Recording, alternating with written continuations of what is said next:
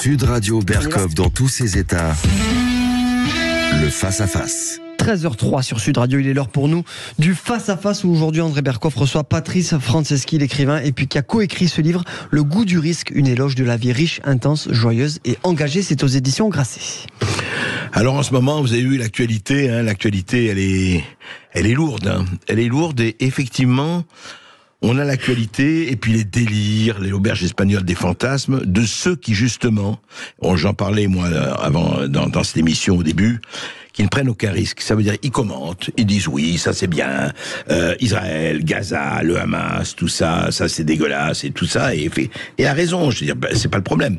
Le problème, c'est, ils n'ont même pas la rigueur de leur irresponsabilité, ils n'ont même pas la rigueur d'être loin. Parce que je comprends que quand on est sous les bombes, je l'ai dit, on peut avoir des excès, des fureurs, des colères, des envies de vengeance, mais au moins, on peut avoir du recul.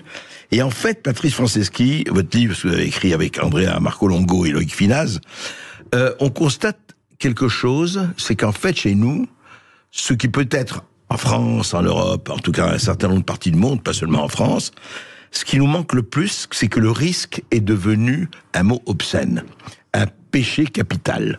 C'est ça, non ? L'aversion au risque, dans les sociétés occidentales, est une véritable maladie. Ouais. Et le risque, ou son aversion, n'est jamais regardé sous cet angle-là. C'est un petit phénomène à part, etc. En réalité, avec Andrea Marcolongo et Loïc Finaz, quand on se posait la question du risque et de son aversion dans nos sociétés, on trouvait que c'était une grille d'explication assez intéressante, d'où ce livre, de tout ce qui nous arrivait. Parce que quand on a une aversion au risque, parce que le risque est un mot devenu obscène, ouais, et que tout est au principe de précaution, etc., eh bien nous ne prenons jamais les décisions qu'il faudrait pour anticiper les problèmes qui vont arriver. Voilà. Et ça, à partir de là, on comprend pourquoi nous sommes toujours dans la réaction aux choses. Je prends un exemple, puisque vous parlez de l'actualité internationale qui est effectivement réellement sombre, on ne sait pas très bien où le monde va. Les 3 grands avant-postes de la démocratie dans l'Orient compliqué, les Kurdes, les Arméniens, les Israéliens, sont attaqués de toutes parts par les mêmes ennemis.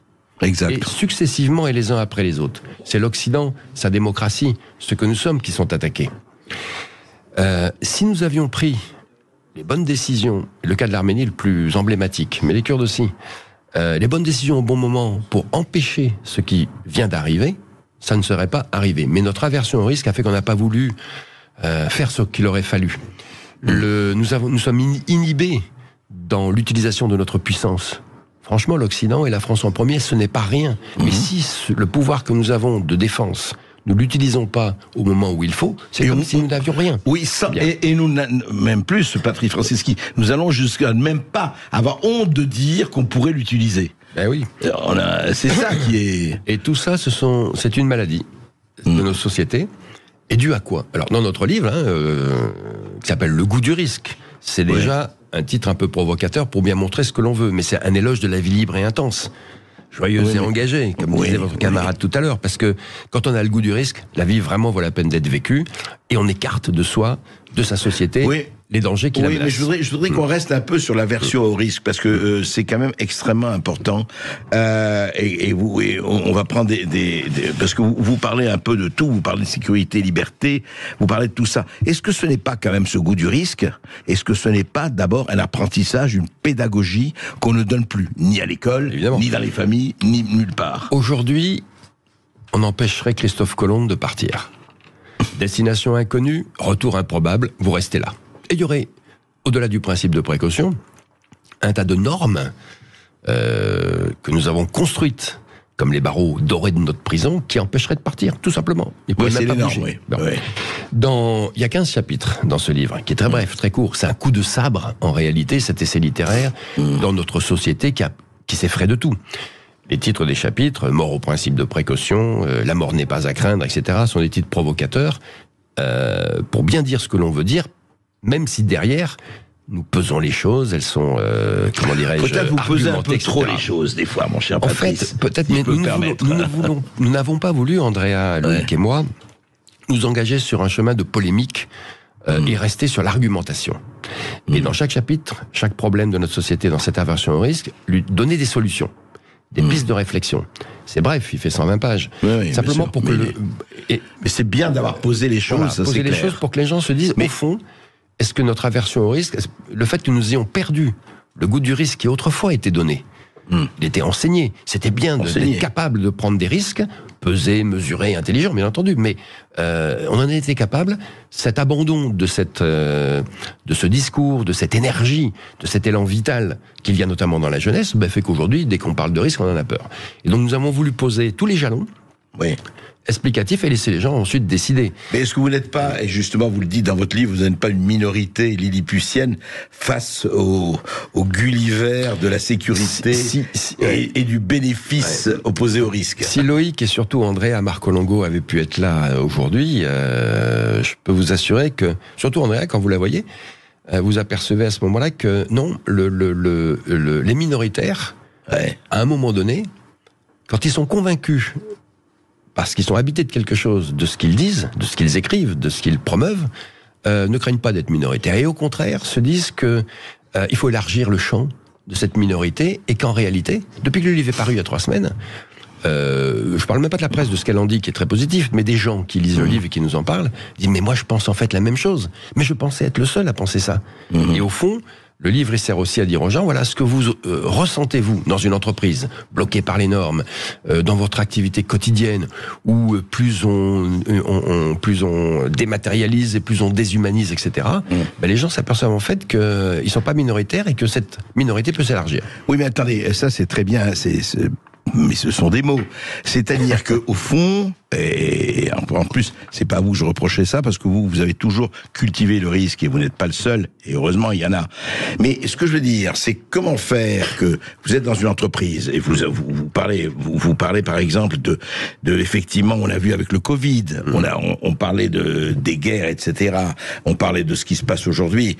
Vous parlez des Kurdes, on a vu ce qui s'est passé effectivement dans le Haut-Karabakh. C'est-à-dire que au fond, on a l'impression que effectivement, on en parle, etc. Et c'est très bien. Mais dès qu'il s'agit de passer à l'acte, quand je dis de passer à l'acte, il ne s'agit pas d'être en guerre, mais de dire on va prendre des risques, on va y aller, etc.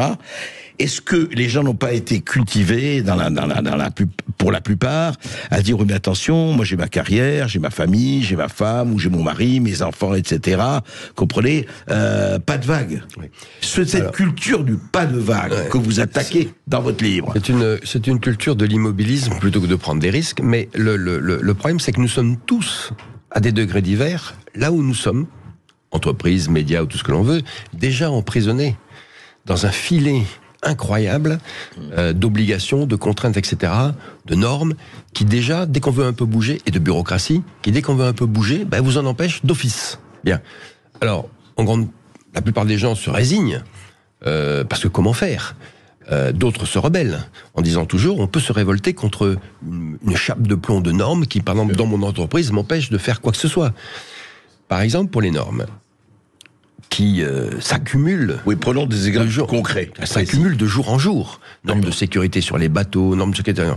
Nous ne sommes pas contre les normes. Nous sommes heureux qu'il y ait des normes qui font que les jouets de nos enfants sont bien faits et ne vont pas leur faire de mal. Nous sommes contre simplement l'abus des normes, qui ne cessent de nous emprisonner. D'où le fait que notre livre est mesuré. Quand on dit mort au principe de précaution, on dit simplement que le principe de précaution, à l'origine, pourquoi pas ? Il était fait pour quelque chose de très précis. Mais du fait qu'il est entré dans la Constitution, il ne pouvait que déborder de son lit et atteindre toutes les strates de la société. Et plutôt que d'agir, prenons des précautions. Mais dans tous les domaines. Hors de son champ d'application d'origine, qui était pour la planète à venir. Bon. Donc tout ça... Mais le principe des précautions était prévu au départ pour la planète. Oui, pour les problématiques environnementales. Et c'était très bien. Nous avions des problèmes. Prenons la précaution de léguer une planète suffisamment correcte pour nos enfants. Bien. Mais l'enfer est pavé de bonnes intentions. À partir du moment où on l'a inscrit dans la Constitution, on a bien vu qu'il a débordé de tout ça. Prenons des précautions absolument pour tout. Et à partir de là, si vous n'avez plus, la possibilité dans votre vie quotidienne de prendre quelques risques que ce soit, eh bien, vous êtes à ce moment-là plus qu'emprisonné. Vous êtes étouffé. Et la vie vaut plus la peine d'être vécue. Donc, avoir le goût du risque, c'est se dire, là où je suis, eh bien, on peut se révolter, on peut faire les choses, essayer d'empêcher. Mais c'est très difficile parce qu'il est déjà bien tard. Et comme il y a un cumul, l'éducation sur le goût du risque n'est plus donnée, mais c'est la précaution. L'infantilisation des gens avance à grande... Moi, je suis toujours énervé quand je prends le train et qu'on me dit attention à la marche, n'oubliez pas votre sac, etc. Oui, papa, maman, ça va. Je veux dire, cette infantilisation des gens, la bureaucratie qu'on nous met derrière, la numérisation de tout, qui est une déshumanisation des rapports humains, des interactions humaines, tout ça se cumule en réalité. C'est pas un problème quelque part. Non. C'est un ensemble de choses dans des sociétés qui finalement, comme la nôtre, entre, et ça on va pas s'en plaindre, 70 ans, même plus de paix, une évolution économique de niveau de vie incroyable, malgré les problèmes que nous connaissons, ben ça endort les gens. Voilà. Et il faut pouvoir, et c'est ça la difficulté, garder cette paix, garder cette économie et en même temps garder le goût du risque. Ça, c'est une équation difficile. Vaste programme, on continue d'en parler après cette petite pause. Avec Patrice Franceschi et puis avec vous bien sûr sur Facebook, sur YouTube et bien sûr au 0826 300 300. Appelez-nous à tout de suite sur Sud Radio. En revanche, vous savez, je sais que vous l'avez aussi, c'est le goût du risque. Hein. Et le goût du risque, c'est important. On est avec Patrice Franceschi, qui avec Andrea Marcolongo et Loïc Finaz ont écrit ce bouquin qui vient de paraître chez Grasset. Et je voudrais vous lire la fin, ils ont fait un petit bréviaire à la fin. C'est intéressant. On en prend de la graine. Article 1er.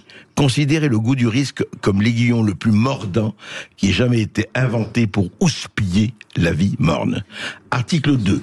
Pour ceux qui ont pu s'approprier leur vie, ne pensez à la retraite qu'au seul jour de la mise au tombeau. Vous allez vous faire insulter. Quoi? Ne pensez à la retraite que le jour de la mise au tombeau? Non, ça va pas. Je vais pas attendre mon inventaire. Oui, et vous ajoutez, c'est ainsi qu'on paye sa dette. Avant cela, en avant toute, pour les autres, mettre cette pleine puissance du moteur le jour même de la retraite, et voilà tout. C'est-à-dire, vous dites, oui, d'accord, prévoyez, mais ne pensez pas qu'à la retraite, quoi. Ne soyez pas retraité dans votre tête. Franchement, si vous êtes retraité, ou pensez à votre retraite à 20 ans, ou même à 30 ou 40, en fait, vous cassez le chant de la vie qui peut être en vous, l'exaltation de la vie. Il faut y penser au bon moment. Et puis pour certains, et il y a quelques provocations évidemment dans ce livre-là, ils pensaient que quand on est au tombeau, parce qu'après on a toute l'éternité pour se reposer. Bien, le reste du temps, il faut vivre pleinement. Voilà, c'est ça le message. Nous avons toute la vie pour nous amuser, nous avons toute la mort pour nous reposer. Et voilà, on peut le dire comme Moustaki. Article 3. Alors ça, c'est intéressant. Sans cesse dire ou courtier en assurance de toutes sortes, fuyez-moi. Ouais. Pas d'assurance. Oui, mais alors, là aussi, c'est provocateur pour dire que, est-ce que dans ma vie, ce qui va compter, surtout dans la jeunesse, dans l'élan vital qui doit nous habiter, est-ce que c'est vraiment s'assurer? Est-ce que la vie, c'est pas s'exposer et ne pas vivre, se protéger? Voilà. Donc, on caricature, on force le trait, c'est normal pour se faire entendre, mais franchement, je pense que l'exaltation de la vie, le peu de temps qui nous est donné avant la mort, si franchement on pense qu'à se protéger et à s'assurer, on ne vit pas pleinement. Et ça n'en vaut pas la peine. Patrice Franceschi, oui. Alors ceux qui disent sortez couvert, ils aimeront pas ça du tout. En plus, alors, ça c'est très intéressant, exiger de la providence ce qu'on ne lui demande jamais, la bataille plutôt que le repos. Pourquoi vouloir une existence dénuée d'épices? C'est bien, parce que vous grattez pas dans le sens du poil, et heureusement vous dites, mais la bataille c'est important, d'ailleurs. Mais vous savez, c'est tiré d'une vieille leçon de l'école stoïcienne de l'Antiquité, où Cicéron, Sénèque... Or Pindare, c'est bien avant, c'est un poète, mais quand Pindare disait « Oh mon âme, n'aspire pas à la vie éternelle, mais épuise le champ du possible », il préparait déjà les stoïciens qui viendront 2-3 siècles plus tard, en disant « Qu'est-ce qui vaut la peine dans la vie ? C'est combattre quand il le faut, c'est son exaltation et non pas sa protection ». Prenons le cas de Cicéron, dans le traité des devoirs, quand il dit « Quand les circonstances l'exigent, nous devons entrer dans la mêlée et préférer la mort à la servitude ». Il a tout dit de peuples qui veulent vivre libres avant tout. Et qui payent le prix. Et qui payent le prix de ce qu'il faut. La liberté, c'est ce qui coûte le plus cher. Il faut accepter consentir à en payer le prix pour vivre pleinement. L'histoire dans tout ça, quand on parle du goût du risque, derrière, qu'est-ce qu'il y a? Il y a simplement le fait que, est-ce qu'on a envie de vivre au rabais? Est-ce qu'on a envie de ne prendre de la vie que des miettes? Ou est-ce qu'on veut la prendre pleinement? Vivre à genoux ou pas? That is the question. Desserrer la ceinture et chercher la bagarre, dit Zorba, dans votre livre d'ailleurs.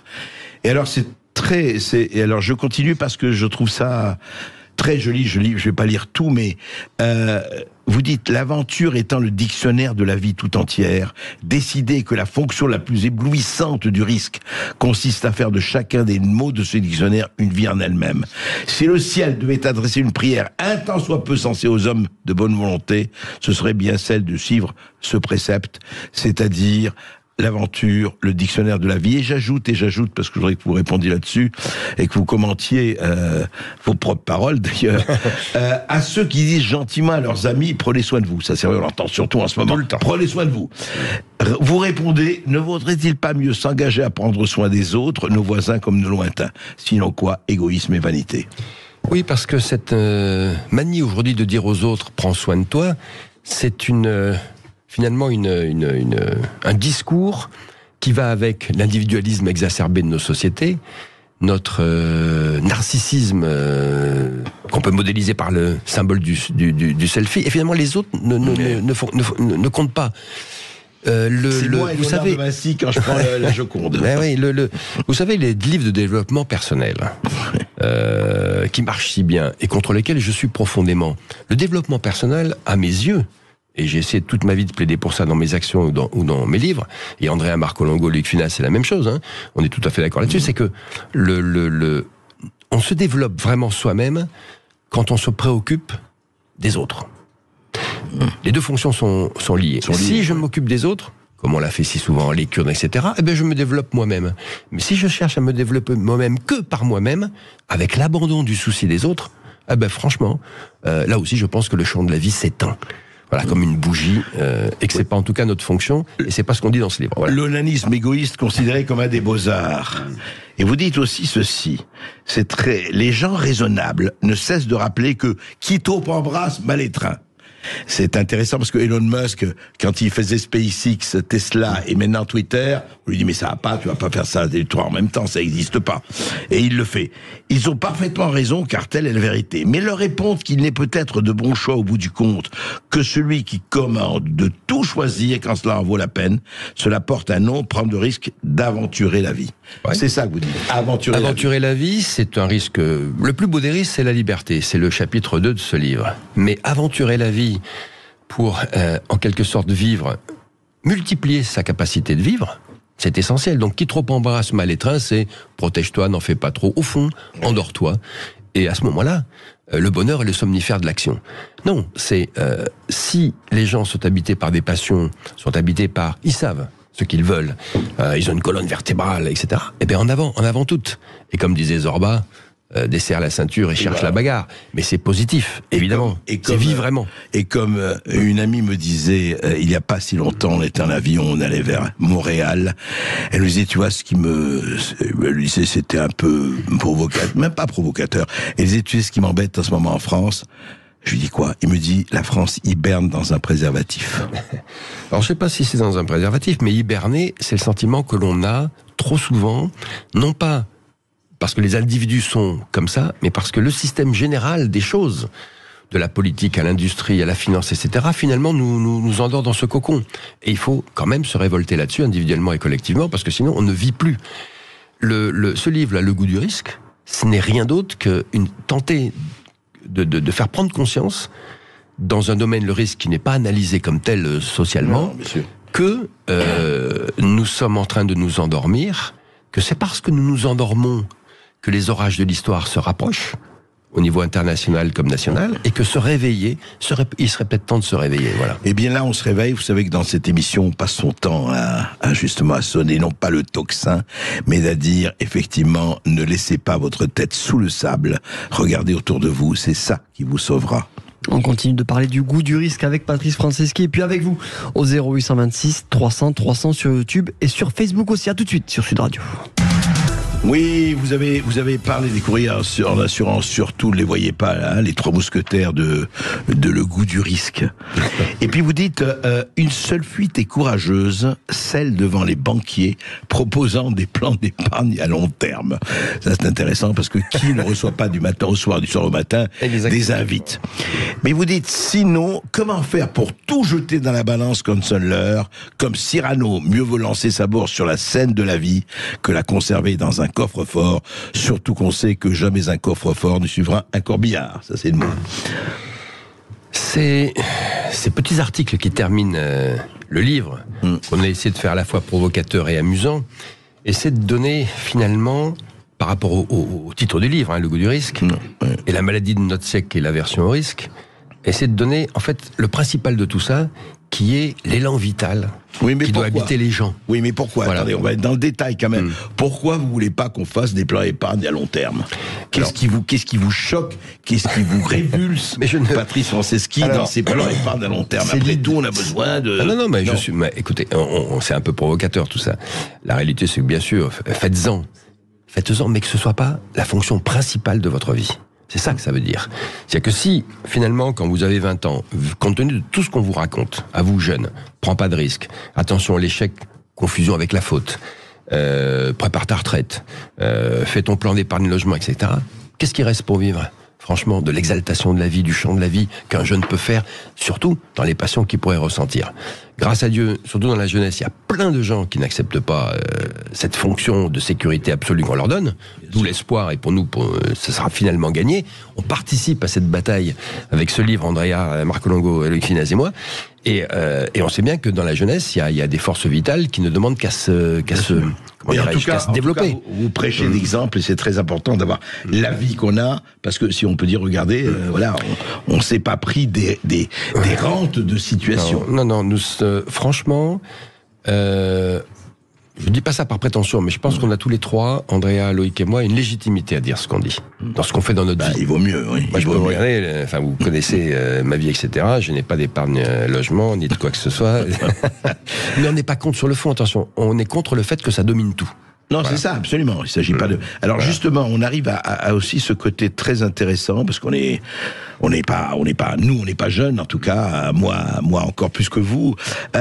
Vous dites, dans cette fuite du temps qu'est l'existence, pressez le pas au fur et à mesure de l'écoulement des années. Beaucoup diront prudence. Leur répondre, mieux vaut accélérer davantage. Refroidir avec l'âge pourrait bien être le pire crime contre soi-même. C'est très joli, ça. Refroidir avec l'âge. Mais oui, parce que finalement... pas devenir un glaçon, quoi. Oui, et finalement... D'abord, on ne sait rien si on ne sait pas que la vie est tragique. Le contrat de départ pour tout le monde est le même. Oui. On est pour mourir. Bien. À partir de ce constat simple, qu'est-ce qu'on fait du peu de temps que la vie nous concède avant de mourir ? Voilà, c'est une question philosophique de base qui hante la civilisation occidentale depuis 2500 ans. La réponse pour nous, elle est très simple. Vivre pleinement, pas au rabais, pas des miettes de vie. Et pour vivre pleinement, plus le temps qui nous est accordé se raccourcit mécaniquement. Car vous avez 20 ans, vous pouvez espérer pas mal. 40, un peu moins. 60, de moins en moins. Eh bien, quelle est la solution ? S'endormir et craindre ce qui va venir ? Ou bien, au contraire, accélérer le pas et ne pas commettre ce crime contre soi-même qui consiste à refroidir avec l'âge. Voilà, l'énergie que peut avoir... Et moi, j'ai des tas d'exemples autour de moi. Des gens de 80 ans qui entreprennent encore, qui ne veulent pas, justement, se dire... il reste peu de choses. Maximisons-le le maximum. Donc, si on a encore des règles, il faut les accomplir. Vivre et pas survivre, c'est ça. Vivre et pas survivre. Et surtout, ne pas attendre la fin des choses avec crainte. Il y a un chapitre sur la mort n'est pas à craindre, le vieille leçon stoïcienne, et qui veut dire simplement si on craint la mort, c'est le début de la servitude. C'est le début où on peut être gouverné par la peur. C'est le début de la fin de tout. Et n'oubliez pas que tous les pouvoirs de gauche, de droite ou du centre, et dans toute l'histoire, veulent nous gouverner et dans toute l'histoire, veulent gouverner par la peur. Ils veulent des moutons, ils veulent pas les aigles. C'est valable aussi dans les entreprises, dans toute structure humaine, où finalement, ceux qui dirigent préfèrent avoir des gens qui suivent sans poser trop de difficultés et pour lesquels, notamment, la première des vertus, la liberté, n'est pas essentielle. Aujourd'hui, la liberté est devenue chez nous quasiment une valeur optionnelle. Oui. Vous choisissez entre liberté et sécurité. Hein. Alors, c'est le vieux, bien sûr, c'est les vieux vases communicants. Plus vous avez de liberté, en général, moins vous avez de sécurité, et inversement. En fait, il faut toujours trouver un bon équilibre. Nous, on plaide pas pour une liberté totale et une mais on nous demande de choisir la sécurité, quand même. Tout le temps, parce que notre société, c'est maintenant... Hygiène. Alors, l'hygiénisme et tout ce qui va derrière, mais en réalité, il fut un temps où la liberté primait surtout. Rappelez-vous, il n'y a pas si longtemps que ça, la liberté ou la mort. Vivre dans la servitude ne vaut pas la peine. La liberté et ainsi ou de la suite. mort, tout ça. Aujourd'hui, c'est la sécurité qui domine, voilà, c'est un constat. Mais si la sécurité domine, à ce point-là, la liberté régresse automatiquement. Et franchement, ne pas vivre en liberté, c'est ne pas vivre pleinement. Et le goût du risque plaide pour prendre le risque de vivre pleinement en liberté. Et moi, je dirais, paraphrasant Churchill, vous avez choisi la sécurité, justement, pour éviter la liberté. Eh bien, vous aurez l'insécurité et la non-liberté, et la soumission. Ça, c'était au moment de notre façon, avec Munich, de réagir à la montée du totalitarisme nazi en Europe. Vous avez voulu éviter la guerre, vous aurez la guerre quand même, vous aurez la honte, le déshonneur. Le déshonneur, ouais. Alors, on n'est pas dans ce cas extrême, mais néanmoins, d'un point de vue international, nous y sommes déjà. Il ne faut pas oublier, si on fait une petite parenthèse là-dessus, que la montée, la ruée vers la puissance des théocraties, des totalitarismes et des régimes dictatoriaux hors d'Occident est quelque chose d'assez impressionnant, avec un réarmement mondial de ces gens-là qui est inquiétant. Bon, pour y faire face, pour leur botter le derrière demain, nous avons toutes les possibilités, parce que nous avons chez nous quand même une grande puissance, civilisationnelle notamment. À nous de ne plus craindre les risques, de répondre au moment où il faut, en anticipant les choses. Voilà. Eh bien, on va voir ce qu'en disent nos auditeurs, Esteban. Oui, nous avons Jean-Marc qui nous appelle depuis Narbonne. Bonjour Jean-Marc. Bonjour André, bonjour monsieur. Bonjour Fantastique, fabuleux. Fantastique, fabuleux ce que j'entends. Merci. On n'est pas seul. Hein. Ah, on n'est pas seul. seul. Mais le plus grand risque, c'est de ne pas en prendre. Alors vous venez de poser une question très intéressante qui est quels sont les risques de ne pas prendre de risques. Bon, on en parle aussi dans le livre à certains moments parce que l'immobilisme, et on le voit bien dans la situation internationale, avec le Haut-Karabakh, on aurait pu largement anticiper les choses et faire en sorte que les Azéris n'envahissent pas les Arméniens. Bon, le poids de l'immobilisme, le risque de l'immobilisme est effectivement colossal, surtout dans les situations que nous connaissons aujourd'hui. Alors on en parle dans le livre, rassurez-vous, mais c'est vrai que le risque du non-risque est une vraie problématique. C'est vrai. Jean-Marc, oui, on vous écoute, Jean-Marc. Moi, je toucherai jamais de retraite. Et j'ai pas peur de pas toucher de retraite, parce que je sais pas combien de temps je vais vivre. Vous savez, les gens, quand ils ont 20 ans ou 30 ans, ils vous disent, bon, plus tard, la retraite, et puis alors, je fais un crédit de 25 ans, donc dans 25 ans, j'aurais fini de payer le crédit, mais déjà, est-ce qu'ils sont sûrs d'arriver à 25 ans? Est-ce qu'ils sont sûrs que leurs amours seront toujours là, que leurs parents seront toujours là, et dans quel état ils y seront toujours? Donc les gens, ils vivent toujours au futur, mais sans penser au présent, alors que le futur doit être une aventure. Tentez, essayez, allez voir. Elle est une devise, les Moitissier, les Abinatan, les Jacques Brel et compagnie. Ça, c'était des gens qui vivaient, je veux dire. Donc, vous savez, à Jean Mermoz, on lui disait mais vous n'avez pas peur avec tous les risques que vous prenez, Jean? Et Jean Mermoz répondait, mais le plus grand risque pour nous, ça serait de mourir dans un lit. Voilà, vous savez, moi, comme exemple, je fais du sport, je fais beaucoup de sport, j'en fais l'après-midi en pleine chaleur, j'ai habité au Venezuela, je vais souvent à la Réunion, ci, cela. On me dit, mais tu es fou! Tu pars en pleine chaleur, tu risques d'un infarctus. Mais j'ai dit oui, certainement, mais le matin, j'ai horreur de faire du sport et je prends un plaisir immense à partir en pleine canicule à monter d'école. Alors certainement, il y a des chances que peut-être un jour j'aurai un infarctus en montant en vélo. Mais ça a été ma vie, elle a été magnifique, elle a été fantastique. Et pourquoi en plus, je veux dire, en plus je fais tout pour être en excellente condition physique, mais c'est mon plaisir. Alors bien sûr, si je dis ça à un cardiologue, il va me dire, mais à votre âge, il me dit, mais vous forcez trop, mais il faut pas partir avec la chaleur, mais il faut se couvrir, mais il faut... heureusement, j'adore ma maman, je l'ai jamais écoutée, parce qu'autrement, j'aurais fait un peu de vélo une fois par an, entre 8h et 8h30 du matin. Donc les gens bien pensants, si vous voulez, vous expliquent ce qu'il faut faire. Mais comme je vous ai déjà dit, il n'est pas interdit dans cette magnifique radio, avec mon magnifique André Berkoff, il n'est pas interdit de réfléchir quand même dans la vie. Alors qu'aujourd'hui, il n'y a plus personne qui réfléchit. Allez vous faire vacciner, restez chez vous, ne sortez pas sur la plage, attention, prenez votre température. Vous avez raison, Jean-Marc, l'intelligence est aujourd'hui pour certains un péché capital et la lucidité encore plus. Merci. On va prendre, merci Jean-Marc. Oui, on va prendre Dust qui nous appelle depuis la Haute-Garonne. Bonjour Dust. Bonjour Dust. Bonjour Sud Radio et merci de prendre mon appel. Et j'aime bien ce que j'écoute là ce matin, c'est pas mal le truc de la sécurité, j'adore. Je pense que le problème de la sécurité, c'est que ça nous fait prendre le risque de travailler toute une vie pour assurer un moment où finalement on a de moins en moins besoin de choses. que là, j'ai 60 ans, je vois bien que j'ai fait pas mal de choses, j'ai des voyages, du parapente, et je vois bien que la retraite que j'aurais pas m'aurait servi à rien. Mais en plus, c'est joli ça, la retraite que j'aurais pas m'aurait servi à rien, c'est joli. Oui, oui, allez-y. Ce qui m'inquiète un peu cette histoire de sécurité, c'est que le pouvoir sait tout ça. Et il a des compétences pour nous manipuler, pour manipuler la peur, pour nous faire flipper, pour des choses qui n'ont pas lieu d'être. En tout cas, en résumé, il faut vivre tout de suite, il ne faut pas attendre de vivre. Voilà. Exactement. Moi, j'entends souvent, mais pas majoritairement, des gens qui disent, voilà, j'ai envie de faire ceci, je rêve de faire cela, putain, je ferai tout ça à la retraite, génial, etc. Et t'as envie de leur dire, mais pourquoi t'attends? Je veux dire, on vit pas à partir de la retraite. Le résumé de tout ça, c'est il faut vivre tout de suite. Ne pas vivre au rabais, je le redis, et surtout ne pas vivre au rabais et vivre tout de suite si franchement on a en soi des passions, des désirs et envie de vivre. Voilà, l'élan vital, ce qui est dans notre ventre, l'élan vital dont parlaient nos anciens, doit être développé tout le temps. Voilà. Sinon, ça vaut pas la peine de vivre. Et donc, vous avez raison. On est d'accord.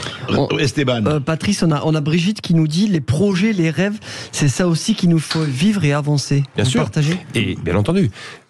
Si on n'a pas de projet, pas de rêve en soi, ça commence mal. Mais beaucoup de gens, la plupart des gens ont des rêves, des envies, des désirs. Et vivre, c'est simplement accepter de prendre le risque de les faire exister. Quel que soit le risque et quels que soient éventuellement les échecs. Il y a un chapitre dans le livre qui s'appelle « Danser après l'échec » et qui est le modèle de Zorba, d'Alexis Kazantzakis, etc. Un personnage fabuleux dont l'énergie vitale qu'il habite est indestructible. Et dans ses aventures, il tente des choses, il échoue, il danse. Parce qu'il a échoué pour mieux repartir et recommencer. Et Samuel Beckett disait échouer, échouer encore, échouer mieux. Voilà, et après apprendre de ses échecs pour mieux repartir. Donc l'échec, c'est pas la faute. Et d'ailleurs, qui ne rencontre aucun échec? Ceux qui n'entreprennent rien. Et donc ceux qui ne vivent pas. Il ne faut pas avoir peur de l'échec. Et donc dire à Brigitte que oui, si on a des rêves, il faut surtout tenter tout de suite de les vivre sans craindre d'échouer pour mieux recommencer. Alors, on continue de prendre vos appels au standard. On sera avec Frédéric dans une seconde après cette courte pause. À tout de suite sur Sud Radio. Dernière ligne droite dans ce face-à-face. Nous sommes ensemble jusqu'à 14h avec Patrice Franceschi et puis avec Frédéric qui nous appelle depuis Nantes. Bonjour Frédéric. Bonjour Frédéric. Bonjour. Oui, bonjour Monsieur Bercoff, bonjour Monsieur Franceschi. En vous écoutant tout à l'heure, finalement, un peu au début de l'émission, je me demandais si en matière de perte du goût du risque, l'exemple finalement ne venait pas du haut lorsqu'on voit l'institutionnalisation du pantouflage de la haute fonction publique, par exemple. Et puis aussi, si la conséquence de tout ça n'est pas la transformation des pays, et notamment, bien sûr, ceux de l'Union européenne, en un gigantesque espace administratif où finalement, il n'y a plus de personnes ni de citoyens, mais uniquement des administrés, quoi. Le reste de tout exécutif, finalement. Oui, ou des consommateurs. L'aversion au risque, quand on regarde, on fait un panorama général de notre société aujourd'hui, mais le mal est profond et date, il n'a pas commencé hier, atteint toutes les traces de la société. Et en fait, nos dirigeants, qu'ils soient dans les entreprises d'ailleurs ou dans l'État, ne donnent pas l'exemple, évidemment. Parce que eux-mêmes sont atteints par cela. Et à partir du moment où tous les symboles de notre direction, de ce qui fait, mais c'est pareil aussi dans l'art et ailleurs, sont dans l'aversion au risque, du moins dans la précaution, et non pas et d'une certaine manière dans la capitulation à la volonté de vivre. Et la capitulation et la soumission dans la volonté de vivre libre, parce qu'il y a les deux. Non, mais est-ce qu'il n'y a pas la garantie de l'emploi et de la carrière qui joue beaucoup, tout ça a joué. En fait, pour expliquer pourquoi l'aversion au risque est devenue si grande, il y a 15 chapitres dans le livre. Il y a 15 explications. Il y a effectivement le côté éducatif, la précaution, la société complètement normée. Il y a la judiciarisation de toute activité qui fait peur et qui empêche d'agir. Il y a un faisceau de choses et qui a atteint tout le monde, et même nos élites le sont et ne donnent pas l'exemple. Voilà. Quant à l'Union européenne, c'est une union politique. C'est une union, économique et non pas politique. Donc elle a affaire plus à des consommateurs qu'à des citoyens. Et à l'affaire, il faut dire aussi, Frédéric, avec la garantie de l'emploi, quand on donne la garantie de l'emploi, je ne suis pas contre. Enfin, eh bien, la garantie de l'emploi ne donne pas un goût à la liberté totale. Justement, on devrait d'ailleurs, mais c'est le contraire qui se produit. Et c'est tout le problème. Merci beaucoup Frédéric de votre appel. On va retrouver Dominique qui nous appelle. Bonjour Dominique. Bonjour Dominique. Oui. Bonjour. Bonjour André, bonjour Patrice. Alors Patrice, on s'est croisés, on a même participé à un événement ensemble en 89 en Nouvelle-Zélande. D'accord. Voilà. Donc c'était déjà une forme de risque à l'époque. Je ne sais pas si aujourd'hui on pourrait encore organiser ce genre d'événement d'aventure à travers le monde. C'était quoi rapidement, en 2 mots, dites-nous. C'était un grand raid multisport par équipe dans un environnement complètement naturel, avec beaucoup de difficultés parce que ça durait 8 jours et c'était non-stop et c'était assez difficile quand même. Et aujourd'hui, je pense que ce genre d'événement aurait les plus grandes peines du monde à exister, ce qui montre d'ailleurs que cette culture du risque, cette culture de la peur du risque, c'est complètement érodé. Et moi, je voudrais revenir sur quelque chose de très important, parce que c'est très intéressant ce que vous dites, c'est qu'à partir du moment où il n'y a plus de risque, il n'y a plus d'envie. Parce que quand on connaît finalement le chemin, si on connaît le film, c'est un peu comme si on se l'était fait spolier. Et on a besoin du risque pour s'engager, pour créer, pour se dynamiser. Et c'est très intéressant cette émission, parce que pour une fois, on parle de quelque chose d'actualité, mais je pense que la nature a horreur du vide et la nature a horreur aussi du manque de risque. Et je pense que le risque va redevenir une nécessité absolue pour pouvoir continuer d'exister, parce que sans risque, il n'y a pas d'existence possible. Oui, et de toute façon, la première phrase du livre, c'est que le risque est consubstantiel à la vie et que rien de grand ne s'est jamais accompli sans prise de risque. Voilà. C'est ça la réalité, c'est ça en fait le substrat qui nous est donné à la naissance. Est-ce que Dominique, c'est très intéressant parce qu'il dit si tous les chemins sont balisés, si on sait d'avance ce qui va se passer pour nous, et évidemment, on s'assied et en fait, il n'y a plus d'exaltation de la vie, il n'y a plus ce champ de la vie qui nous permet finalement de dire, et on en parle beaucoup aussi dans le livre, que l'inconnu qui est devant nous, toujours, quoi que nous fassions, nul ne sait ce que sera demain. Cet inconnu ne doit pas être pris comme étant un risque négatif, mais comme au contraire une exaltation de punaise. Une invitation. C'est waouh, qu'est-ce qu'il va avoir de super bien demain? Et d'avoir cet esprit positif, parce que le risque est consubstantiel à la vie, premièrement, nous empêche d'avoir peur, et donc de ne pas être gouverné par la peur, et deuxièmement, d'avoir toujours envie du lendemain qui nous attend. Et même si on ne le connaît pas, et surtout, d'ailleurs, si on ne le connaît pas. Merci Dominique. On retrouve Françoise qui nous appelle depuis Alès dans le Gard. Bonjour Françoise. Oui, bonjour Françoise. Bonjour André, bonjour Monsieur Franceschi. Voilà, moi je voulais vous dire que je suis née avec un handicap et mon pronostic vital était même engagé. Et je ne sais pas si c'est ça qui m'a donné le goût du risque et le goût de vivre.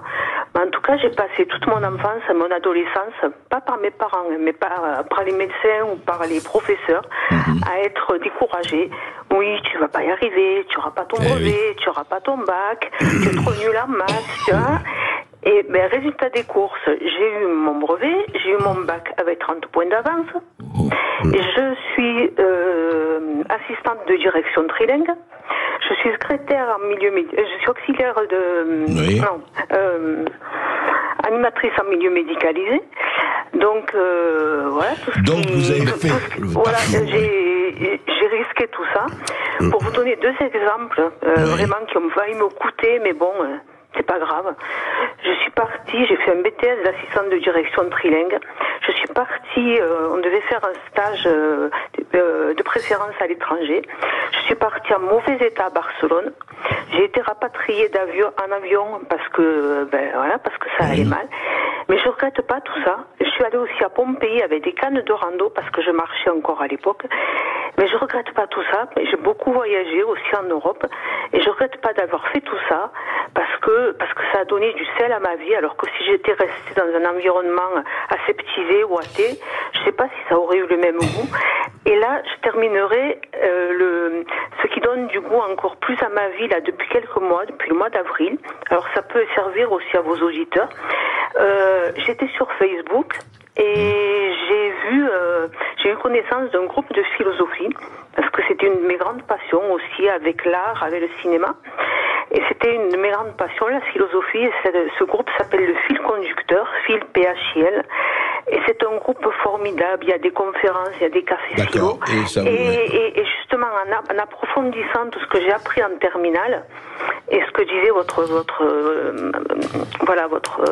invité, entre autres, j'ai approfondi le stoïcisme, donc les pensées de Marc Aurèle, et chaque jour, je m'émerveille chaque jour davantage devant ce que je vis, même si c'est pas... Voilà, c'est formidable, Françoise, c'est très important de s'émerveiller devant ce qu'on vit. Voilà. En dépit, je résume ce que vous avez dit, en dépit de ce qu'on vous racontait du fait de votre handicap au tout début de votre vie, vous n'avez pas capitulé. Et à partir de là, le fait de ne pas capituler devant le discours dominant, nous incite et nous invite à faire davantage que les autres. Et je voudrais dire que l'article 12, là, ils font pas les 10 commandements, eux, ils font les 12 commandements. À l'hiver de la vie, risquer le tout pour le tout en ne s'inquiétant de rien. Il n'y a de toute façon plus grand chose à perdre. Et je pense que ceci devrait effectivement s'appliquer à beaucoup de gens qui n'ont, en fait, ils ne le savent pas. Même beaucoup plus jeunes, n'ont pas tellement de choses à perdre. En fait, c'est ça, ne rien faire, c'est tout perdre. Et tenter, prendre les risques et vivre libre, on n'a pas grand-chose à perdre en réalité, et tout à gagner. Voilà. Alors c'est pour ça que les Français parlent aux Français, et les Français parlent aux Français libres. Ne l'oubliez jamais, et ne l'oublions jamais. Merci beaucoup, monsieur Franceschi, d'avoir été avec nous. On rappelle ce livre, Le goût du risque, une éloge de la vie riche, intense, joyeuse et engagée. C'est publié aux éditions Grasset.